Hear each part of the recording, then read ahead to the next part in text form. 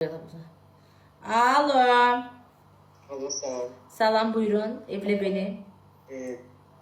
Desene sahip, benim başımın haberi. Necə? Haberi. Çünkü ben başımın.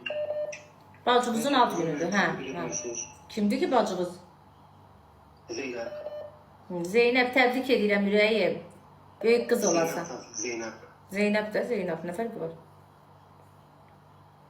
Zeynep, Zeynep'dir. Can, sağ ol, sağ ol. Gülüm. Dayanmır. Ay xanım, bir dəfə zəng vuran, 2 dəfə zəng vurmasın da. Limit bitir axı. Ay xanım, zəng vurdunuz danışdıqda 10 dəfə nəyə zəng vurursan mənə bu? Ciciş bütün evdəkiləri də bir maraqlan gör nə var. Alo. Bak, bayaqdan deyirdim ki bir dənə. Niyə dıyıyım? Can, nə olur? Hə, gücənmə, hə. Biraz daha, hə. Hə. Salam, yaxşıyam da, nə dersən?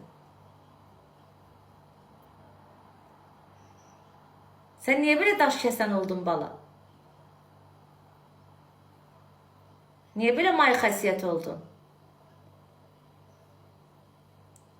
Deyirəm, ağız veriləndə qurban olum Allaha. Kravatın altında olublar. Bunlar közdə bunun nömrəsini atın bloka. Seviyesizlərin nömrəsini başımın üç qaşında.